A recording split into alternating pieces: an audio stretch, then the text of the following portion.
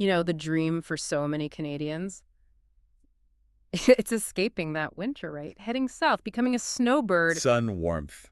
No shoveling. Sounds pretty good. Exactly. But there's this less glamorous side, the health insurance piece for those long stays. Hmm. It's this like complex puzzle you absolutely have to solve for a truly worry-free getaway. It really is.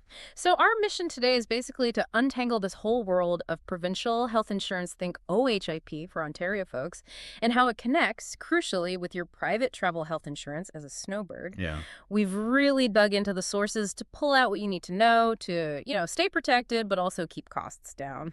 And it's important right off the bat to clear up something a lot of people still think. Okay.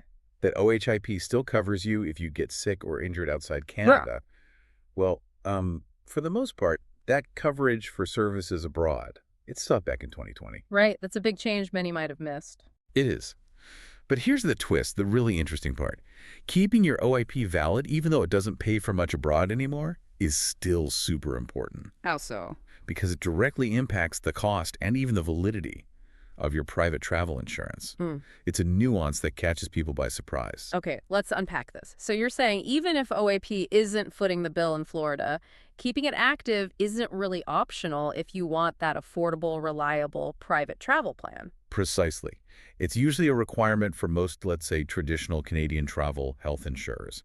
They need you to have valid provincial coverage, like OIP, for the whole time you're away. But why? If OAP isn't paying the claim, why do the private insurers care? Well, it's about how they manage risk. Hmm. Essentially, by requiring OAP, they keep a door open. The door. Yeah, the door to bring you back to Canada if something really serious happens. It's called repatriation. They want the option to stabilize you abroad and then fly you home for longer-term, more complex, expensive care. So they can shift those potentially huge long-term costs back onto the public system, back onto OAP. Exactly. That lowers their overall risk profile significantly. Which means lower premiums for us on the travel insurance side. That's the connection. Without that OHIP backstop, their risk shoots way up, and so would the cost of your travel policy. Wow. Okay, so the consequence then, if you let your OHIP lapse, maybe you didn't realize it, and you have that major event abroad, like a heart attack. What happens? Well, that's the nightmare scenario, frankly. If having valid OHIP was a condition of your private policy, Which it usually is. right, then your claim could be denied, completely denied. So you're stuck with potentially hundreds of thousands in foreign medical bills. Potentially, yes. Yeah. It's a catastrophic financial risk. It means your private insurance might have been totally invalid the whole time. That's the real aha moment, or maybe the oh no moment. Definitely something to avoid. Okay, so this makes keeping OHIP valid absolutely critical. How do we do that, especially if we're planning one of those longer snowbird trips, say more than 7 months? Right, here's where it gets really interesting, the specific rules. If you plan to be out of Canada for more than 7 months, that's 212 days to be precise, in any 12-month window. Okay. You can actually keep your OHIP valid potentially for up to 2 years of absence, but you have to meet specific conditions. What are they? Okay, 3 main things. 1, you need your valid health card, obviously. 2, Ontario must still be your primary permanent home. That's key. Primary home, right. And 3, you must have been physically present in Ontario for at least 153 days per year in each of the 2 years, immediately before you take that long trip. 153 days in each of the 2 prior years. That's quite specific. It is, and that 153-day rule is often the one that trips people up, And I guess the crucial part here is that the government isn't going to send you a letter saying, hey, your OAP is about to expire because you've been away too long. No, not at all. The onus is entirely on you, the listener, to track your days and make sure you meet those requirements. And you can bet your travel insurer will check if you make a big claim. They'll verify your OHIP status. Absolutely. They need to confirm you were eligible for the policy when you bought it and when the claim occurred. So how can you be absolutely sure? What's the official advice? The Government of Ontario's recommendation is pretty clear. If you're planning an extended absence, especially one pushing those limits, visit a Service Ontario center before you leave. Go in person. Yes, go in person. Bring your health card, naturally, but also bring proof that Ontario is still your main residence. What kind of proof are we talking about? Things like a mortgage statement, a lease or rental agreement, maybe a recent property tax bill. Even your valid Ontario driver's license can help. Documents that tie you financially and legally to Ontario. So it underscores how serious they are about that primary home requirement. It's not just a mailing address. Exactly. They need confirmation that you haven't, effectively moved away, even if you intend to come back eventually. That physical verification matters. Okay, that makes sense. So let's shift gears a bit. What happens if someone listening realizes, oh, wait, I think I might have lost my OIP coverage already. Maybe they were away too long without realizing the rules. Is it game over for travel? No, it's not game over. Definitely not. Yeah. But your options change.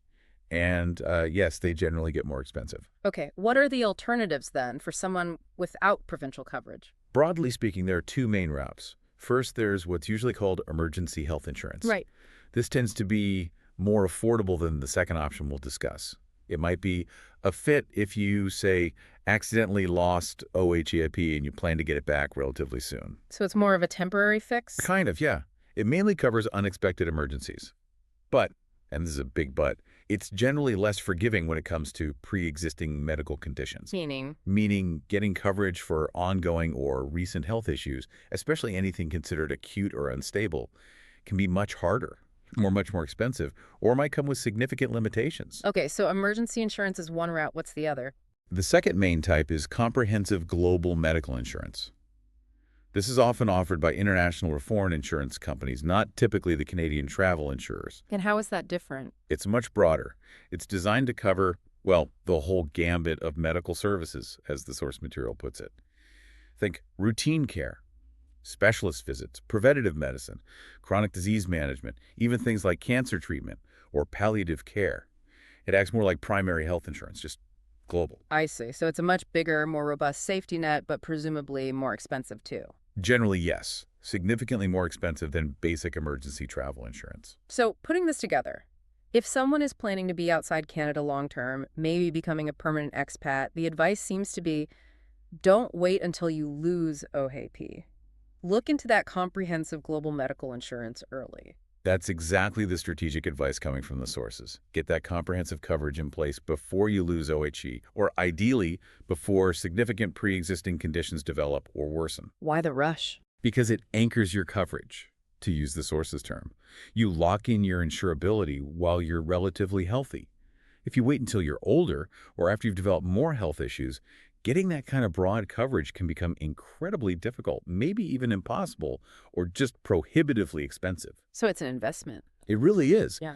It's clearly going to cost more upfront than typical Canadian travel insurance, but down the road, when health inevitably becomes more challenging, having that comprehensive plan could be, well, the difference between getting the care you need and facing really dire financial or health consequences. Wow. Okay, so wrapping this up, it seems like that simple dream of heading south for winter has this really critical layer of health insurance complexity underneath. It certainly does. And understanding OHIP's role, even when it's not directly paying claims abroad, that seems to be the absolute key. It unlocks the door to valid, affordable private travel insurance. Precisely. It comes down to proactive planning. Knowing those specific rules, the 212-day limit, that 153-day physical presence rule, it's not actionable homework. It's essential. Yeah. This deep dive really shows how these, seemingly small details about residency and days spent in the province can have massive financial and, frankly, health consequences down the line. It really does. So maybe a final thought for everyone listening. Considering how tightly your health coverage, even when you're thousands of miles away, is tied to maintaining your official residency back in Ontario, what does it really mean to escape for the winter? And maybe reflect on how much of that peace of mind you seek is actually linked to keeping, at least one foot firmly planted back in your home province. That's a great question to ponder. Something to think about as you plan that next getaway.